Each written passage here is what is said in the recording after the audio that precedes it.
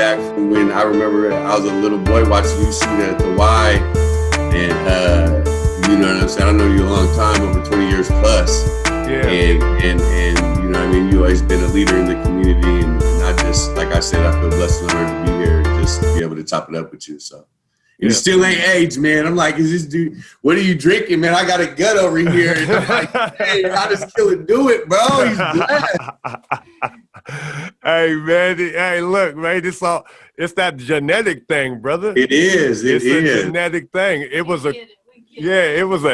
curse. It was a curse when I was younger. I couldn't hold no weight. I was trying to put weight on. You know what I'm saying? When you barely 200 and you playing in the middle of the key, you know what I mean? Banging bodies. I'm like, man, this dude got me by 20, 30 pounds. You know what I'm saying? I got recorded. Let me grab the ball real quick. Okay. When you guys are ready, can you hear good? Yeah, I can hear perfectly fine. Oh, you went and got the Rock. I went and got the Rock, man. The Rock, the savior right there. That's him. That is. Him. That's him, man. That's him. Well, everybody. I love the studio. Damn, I love the studio. What's BD Loco, downtown Tacoma, man. It's downtown Tacoma? Yeah, man. Okay, I gotta go check that out. So we finna get started. They're gonna give me a little countdown, and then I'll do my intro, introduce you and all that, man, and then we'll get it popping. I'm going live on Facebook on my phone. Of course, you can't see that, but in case somebody wants to ask some questions or something, I'll throw it in there. Other than that, we gonna chop it up, man. Talk about some of the old times, man, and we could talk about even how we came across each other. You know what I'm talking about? Let's do it. Let's do it. I got my coffee. I'm ready. Uh-huh. Okay. All right. Ready? Yeah. We're ready to go in 3, 2, 1. Yes. Welcome to Crucial Conversation. I'm your host, Dante Harris. It is I am him, all that, you know what I mean? Mr. AKA when it comes to Tacoma, you can call him Swift, you can call him Killer, you can call him Spider, you know what I'm saying? You can call him Tay. Just don't call me anything that's offensive. I don't get down like that. But anyway, look, I'm excited today. I'm getting the chance to talk to a guy that was brought up in Tacoma. We went through similar things. Basketball was our way out. Basketball was something that we was really fell in love with, and it was something that helped us escape the problems that we were dealing with as a youth. It gave us something to focus on.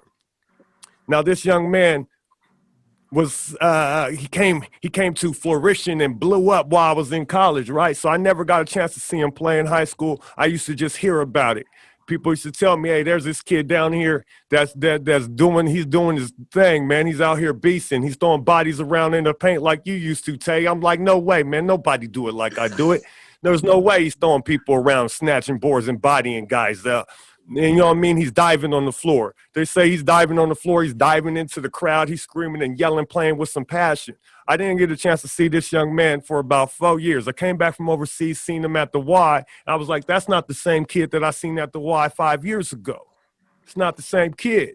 They was like, yeah, that's him. By that time, this guy hit a growth spurt. He put on about 40 pounds. Man, he's looking like a grown man. I'm telling you, but he was only like 18. I'm sitting up here like 23. You know what I mean? And he's playing high school ball. So he was a problem. I'm talking about Mr. Basketball 2002.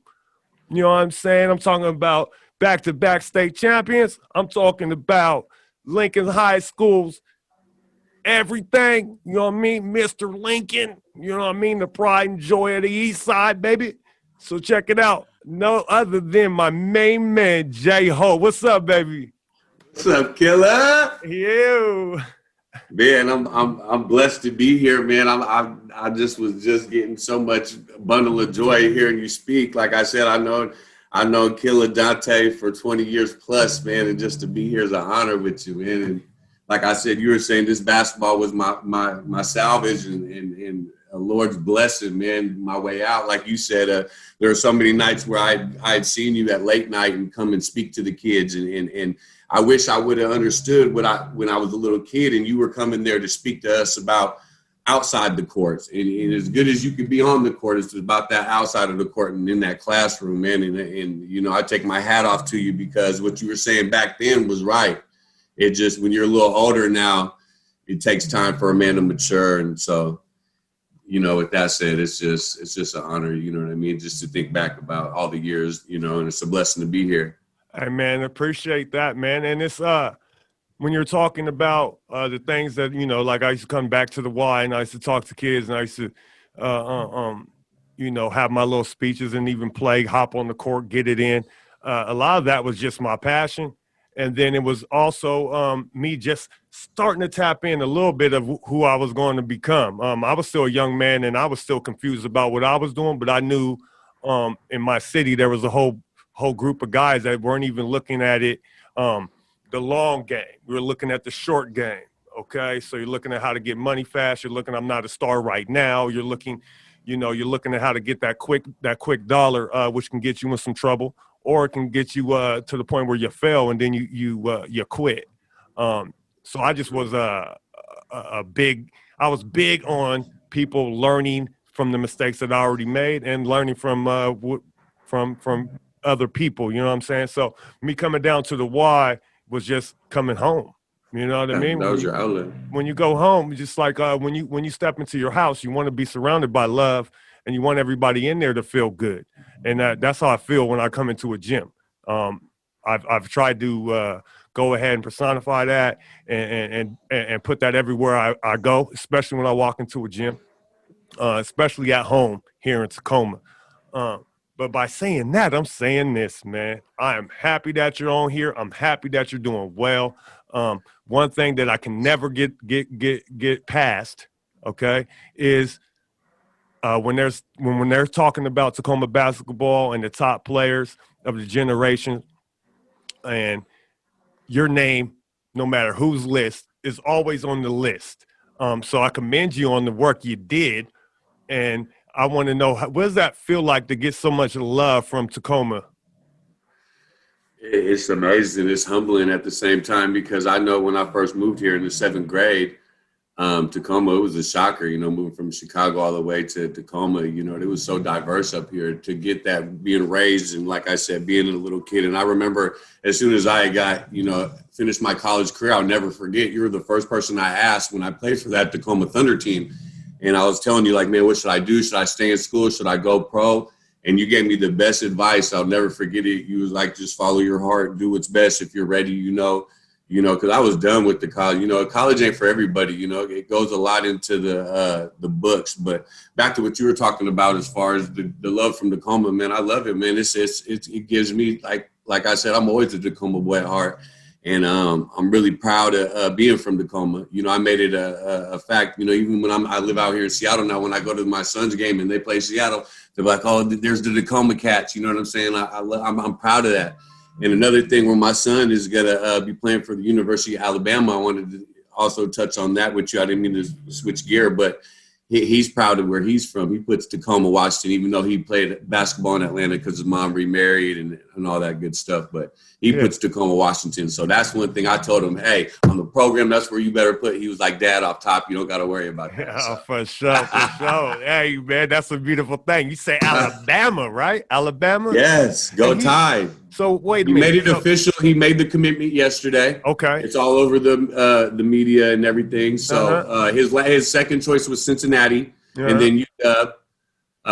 But you know what I mean? All in all, Alabama is, a prominent program. They just had 2 guys in the NBA first round last year in basketball. Okay. I don't even want to talk about their football program. I mean, everybody knows about Bama football, so I'm going to have to go to a couple games with him. Like, son, give me a couple tickets. I'm headed to Alabama with your uncle. For sure. Go Tide. You know what I mean? Yeah. You already, it's time for you to go get the T-shirt and all that. You need It gear. is, because he made the oral commitment and he feels good. And it's kind of ironic because on his mom's side, her dad is from Alabama. Okay. So, she got her, her other side of the family in Alabama. So, that's a blessing right there in disguise. So it was ultimately his choice. He felt comfortable with the coach. So who he's been at the program for 2 years. So, Alabama's in the SEC. They're playing Tennessee and all them other schools. So I'd actually visited Tennessee. They had offered me a full ride. So I got to visit in Knoxville with Michael Jordan's roommate, Buzz Peterson. That's another story for you. But he was Michael Jordan. He was Mr. Basketball in North Carolina. And he told me the truth. He said the only reason why he had beat Jordan was because that was back in the day where, you know, they prominently picked the white guy, you know what I mean, over the black guy, even if the black guy was better. And he said that he went to North Carolina with Jordan, and he made him pay for that. Like he said, every day in practice, Michael Jordan kicked my ass because I got that Mr. Basketball. He wanted to prove that he was Mr. Basketball. And that just shows you how the times have changed. But he literally had got Michael Jordan on the phone when he had recruited me. And I'll never forget it when I went just to be a part of it, to hear his story. You know what I mean? And him to admit, you know, because I was Mr. Basketball Washington, he had said, you know, I was Mr. Basketball of North Carolina, but the only reason why I got it was because, and he said it, he was real. And, you know, he said Michael Jordan was way better than me. That's a true story. Buzz Peterson, I'll never forget it. Buzz Peterson. So you were saying one of the things that I gravitated towards you on the basketball court was your passion and your heart. You know what I mean? Probably because that, you know, I seen a similarity, and I see you were playing through a different type of energy you had going on. Wasn't really anger, but it was intensity. So I wanted you to share some of that and where you got that from. I know personally, I'll share with you and everybody else that's on here. My intensity just came from my past and my dealings with my family, with my mother and the drug epidemic coming in, and then my father being gone. So a lot of that anger, I diverted it. I bottled it up, and it came out on the basketball court. So within that 94 feet, I could just it was like the only thing I could control. And so that's why I played that way. It's like, cause nobody else was there. Like it got to the point where I was in the game and I couldn't hear the crowd. And if I was really playing well, I wouldn't be able to hear my coach. You know what I mean? If I was all the way locked in, you know what I'm saying? You know, you've seen it happen, you know, the blackout, you know, we blacked out. So explain where it came. What you say? You been there? I've been in some heated moments with you, Killer. You know, we played in Ohio together. We've been through a couple battles as teammates where we done played over in another state. So I just had a lot of memories with you playing for the Tacoma Thunder and the Tide. So yeah. Yeah, for sure, man. For sure. Your intensity level you never had to question that with you, Killer. Oh, so, man. Like I said, we were similar in that aspect for sure. Yeah, definitely. So you, of course, you got the title. Matter of fact, I read an article about you today. You know what I mean? It was at Seattle Times. It was talking about how you got that last championship your senior year. You were Mr. Basketball. Who you ended up, you guarded some pretty good guys during that tournament. I believe you had to guard B. Roy, right? Yeah, B. Roy. Well, hold on, I can't go no further. Let's talk about that. He was probably the most hardest player that I ever played against. I couldn't figure out if he was going left or if he was going right. He was so smooth with handling the ball. I mean, literally, he was going to pull up when somebody's rimmed the ball down and you're in that defensive mode. Yeah, I don't know which way he's going, left or right. He was so smooth. And literally, we'd be going up and down. The dude didn't sweat.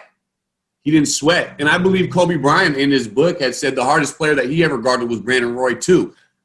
That's what he said, too. And he was. I just couldn't figure out which way he was going. And a big part of that was he was swift. That man was swift. Okay. You know what I mean? And Brandon Roy was a smooth guy. But they didn't have a player by the name of Marcellus Camp who broke his ankle the day before that, who I played on Friends of Hoop with, who signed in Nevada. We ended up having a great career in college. Marcellus Camp, he was a beast too. But Brandon Roy was definitely probably the best player I ever played against, period, hands down. Hands down? For sure. Yeah, that dude was he didn't sweat. He didn't look like the game. People always said he didn't play hard or he didn't do this because he didn't sweat or he wasn't ball. But that man could ball. That man was he was cut from a different cloth. Yeah, for sure. I never played against him. Of course, I watched him play, and I've been in. His brother Ed. You didn't get to play Ed. Yeah. You never played against Ed? Yeah. In the pro. That's what I was about to say. He's from your time. Yeah. In the pro-am. Yeah, in the pro-am. I did. Oh, okay. In the pro-am. Okay. Yeah. I did do that. Late great Randy Redwine brought me up. Yeah. You know what I mean? You know, Redwine used to slide the Tacoma boys under the radar, slide you in there. They wouldn't even know you was coming. Just pop into the pro-am and get it in. Oh, I love Redwine. Rest in peace, man. That's probably one of my, if not my favorite coach of all time. I remember actually we played in a Jamal Crawford tournament, and we won it with him. We won a championship with him. And this was Jamal Crawford and all the good guys were in it, and we were all Tacoma Cats. And I remember our last game, he was just like, "You Tacoma Cats are just tough." Like he was just like, yeah. So we had love for Red One, man. He's probably only Seattle Cats because there was always that friction between Seattle and Tacoma. Like even as me playing in Tacoma, I never had, the Seattle guys looked at after the Seattle players. Like in Tacoma, Dante, was probably the only one that looked after us in that aspect, but we didn't have somebody that would be like an agent or this or that. Because I remember when I bumped heads with Martell Webster in 2005, he came out of high school at Seattle Prep, and he went to the NBA. He was like, "Why didn't you just go from high school?" I was like, I didn't have anybody doing that. And I have to know, hey, man, college ain't for everybody. And even Martell said college wasn't for him, but he ended up having a long career and played 13 in a year because at Seattle, they had him, hey, just go to the NBA. Tacoma. And that's the thing. We need somebody like that. I mean, even for Isaiah Thomas, if he didn't have Weatherby, Carlton Weatherby's brother, who got him to, on the East Coast, got him that extra couple of years in high school where he went to Brewster Academy in Pennsylvania. So he actually had 6 years of high school. I mean, just thinking me and you had 6 years of high school, Dante, and then you go to college. I mean, come on. That's what we needed. You know what I mean? Whole different ballgame. That's that West Coast, East Coast. Develop. Exactly. Yeah. Because when I was getting into college with people, I was 21, but there'd be guys 24 as a freshman. I was like, hold on, what happened here? Yeah. He was like, oh, I went to prep school, and then I went to JUCO, and then I redshirted. And I'm like, how are you a 24-year-old freshman? It just didn't make no sense to me. It was that East Coast, West Coast. We were late. You know what I mean? Yeah, we were late. We were late on that game. And plus, I got a little theory. We from the corner, man. So, like, when you look at the United States and how it's set up, you got the South, you got the East Coast, and you got the West Coast. And most people just think it stops in California. But then you got us up here in the corner. You know what I mean? And so it always felt like we were, things didn't gravitate to us till later. And then when you're trying to get something to happen and make something like a national movement, you know what I mean? You're in the corner, so everything has to radiate to either down or east. You know what I'm saying? So you're stuck in the corner. You're not centralized. You're not, we're not in LA. We're from Tacoma. We're not even from Seattle. We're from Tacoma.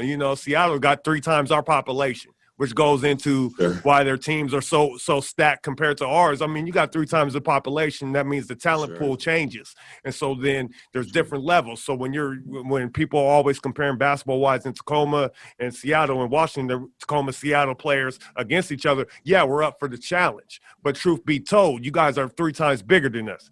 You know what I'm saying? 3 times bigger than us. It's more of a population. And when I was playing basketball, I came back from overseas. I'm 6'9", and I'm a 6'9". I'm working on my guard skills and my wing skills, and I'm trying to work out. I can't go at that time. I couldn't go to a gym and really get a good workout in Tacoma because there wasn't that many 6'9" guys out there dribbling. If you're 6'9", you were stuck under the basket. You weren't hooping. You know what I'm saying? So I ended up guarding a bunch of guards until I ended up linking up with Red Wine. And I started going up to Seattle, and then I had to get into that function. And that was just like an uphill battle. You know what I mean? That's a Tacoma kid. You know what I'm saying? But I thrived in that. You know what I mean? Because I loved it. Yeah, okay, you don't want to give me the ball. Get it off the rim. You know what I'm saying? And so that's, you know what I mean? So that's the whole corner thing. And so what I want to talk to you about, man, do you remember – I remember the first time – I recall when I came back from overseas and I played against you. But yes, the time at the Y, the late night Y with HIPAA and them. Yeah, so before that, you said you had seen me speak at the Y? Yeah, you used to come and talk to the kids, man. And this is when I was 14, 15, before I even was on Lincoln. I'm in middle school at this point. So I must have been. And you were the man, you're in Tacoma, you already know. And you used to come, and I used to think, like, what a great guy to have to take the time out to even speak about, you were basically saying, the cool kids ain't the cool kids out there, doing drugs. The cool kids are the guys that reading the book and going to the gym and working out or in the weight room. And I remember you saying that when I'm a kid. I'm like, yeah, whatever. But now looking back as an adult, I think that was just, and that's still stuck in my mind because, I got 8 kids and I got boys in the basketball who I'm trying to mold right now. And that's amazing that you get the mold, a blessing from God to mold clay how you want. So I got one of the top 10-year-olds in the nation that I know, is going to definitely be here the next couple of years, one of the most top high school players in the nation, if Lord willing, he keeps going. And I know, but just you saying that, I take that same verbiage I learned from you as a kid, and now I'm saying it as an adult to my son. Mm-hmm. So that's why I look at you like a big brother. You know what I'm saying? You are always someone who I look up to and someone I admired. You were always married, same women, all your kids, family. Like I love you were family oriented, and I just love what you did as far as just you made your teammates feel like family. I mean, there were road trips where we had to go to Portland, me, you, Lorenzo Rollins. I mean, you know, and I'm a younger cat with you veterans, so I learned a lot, you know, as far not even on the court. I'm talking about off the court as a man, you know, working hard. You know what I mean? Just being a good family guy there for my kids. That's what I learned as getting older, that's what matters in life. So yeah. Yeah, definitely, man. Well, shoot, man, I appreciate that you sat there and soaked up some of that game. You know what I mean? Because there's a lot of people that don't listen or they get it in time. You know what I'm saying? And everybody has their time to get it. There's things that were told to me many years ago that all of a sudden I'm like, it just clicks. It happens for everybody. It's just a little different for everybody. You know what I'm saying? So for that right there, man, it's cool to see that you're doing good. A lot of things when your name's brought up, they ask me, I'll be like, man, yeah, I talked to Holt. And the first thing they say, how is he doing? I said, Holt's doing good. You know what I'm saying? Holt's doing good. And most people seem a little surprised by that. And I think it's funny. I'm like, nah, he's doing good, man. This guy's out here building houses. You ain't the first person to tell me that. Yeah. What happened to Holt? I'm like, man, Holt's good. He's good, man. He's out here building houses. He's out here working, man. And that's exactly. one thing, being someone that's as athletic as you are. And what I also found out, like being a contract painter, is I can do a little more than the average man can do because of my physical fitness and because of my size. So when you use your body for that, you can still make some money out of it. You know what I mean? And it's a blessing.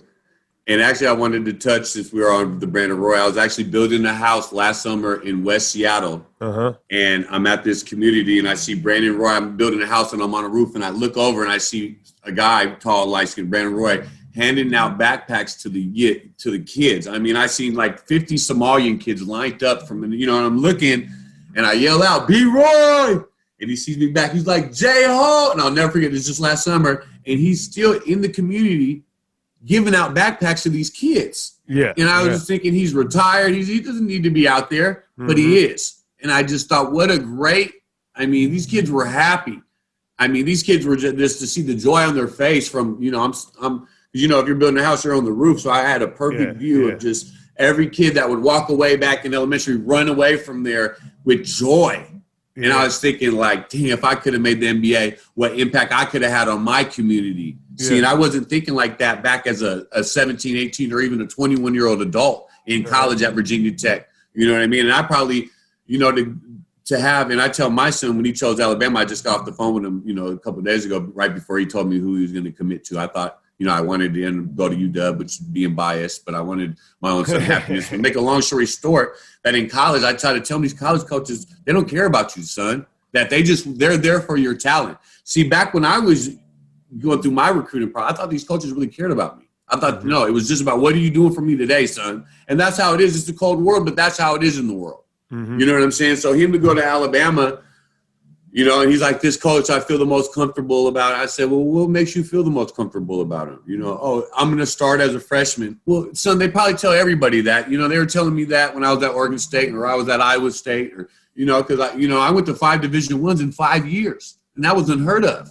But I did. It's still unheard of. Yeah, and so I never even got it. I really, you know, the college coaches, you know, they could be here 1 minute, gone the next. So yeah, definitely, man. But the fact that you went through what you went through you're able to pass that on to your seed is growth. That's part of being a father. Part of being a good human being. Like when you were talking about how you had you seen Brandon Roy, and he was handing out backpacks, and that feeling that you got.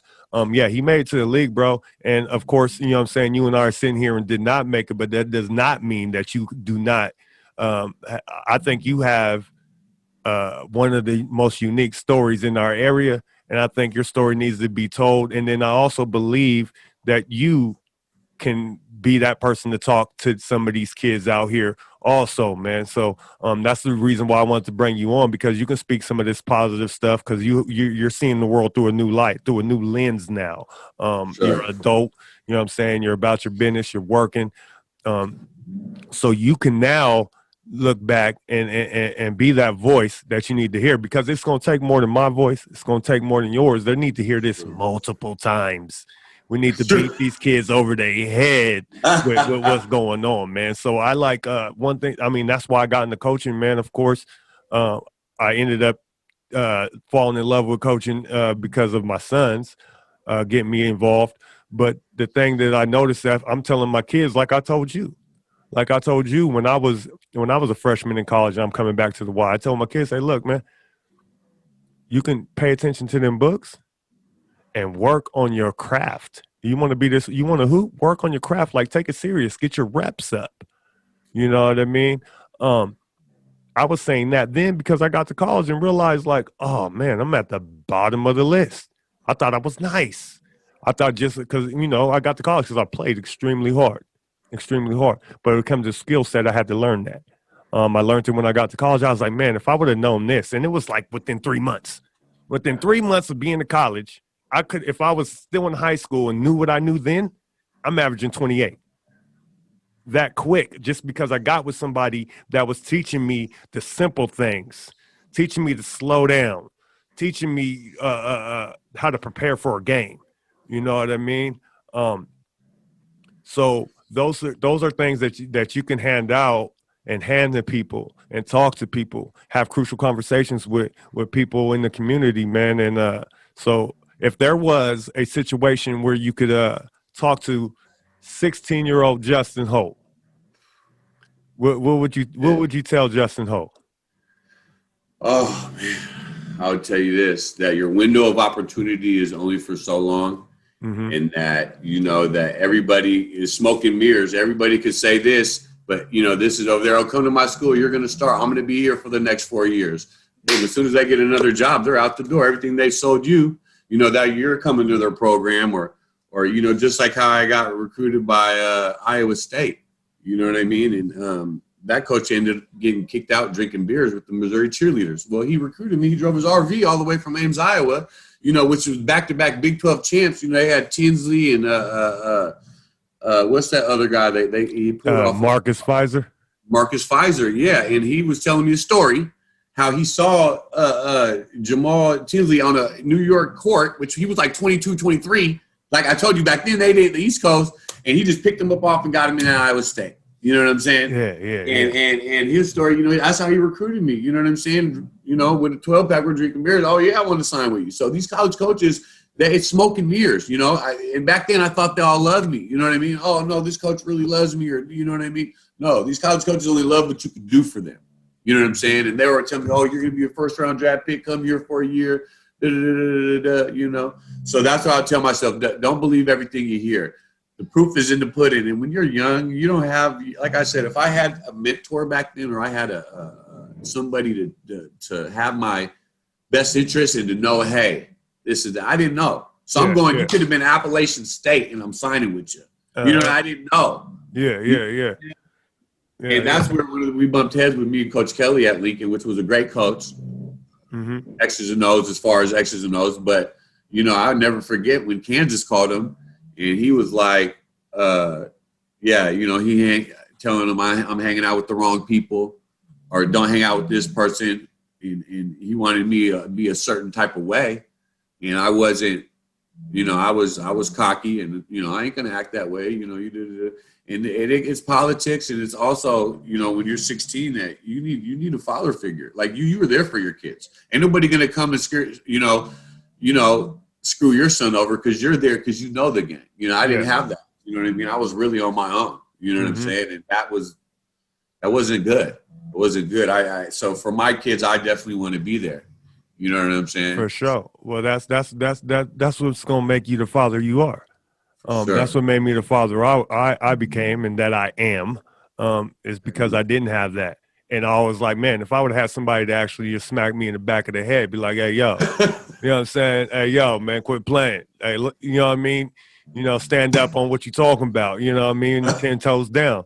I would have been. It would have changed a lot for me. You know what I'm saying? So it's like, it's important that we get out there and we talk to some of these kids, and I find myself even talking to adults a lot. You know what I mean? Grown men that'll call me or send me a message like, "Yo, Tay, man, remember that conversation we had on the back of the van when we was coming back from California? Hey, look, man, I appreciated that." And for me, it was a regular conversation. For them, it was something deeper. Because for me, I sometimes I talk from the heart. I'm a passionate person. So if I get into that mode and you happen to be there, you're gonna get it.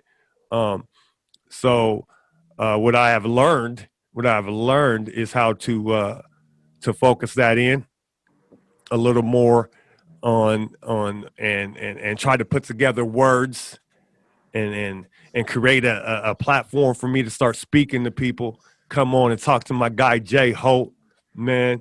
Hey, look, I can tell you one thing.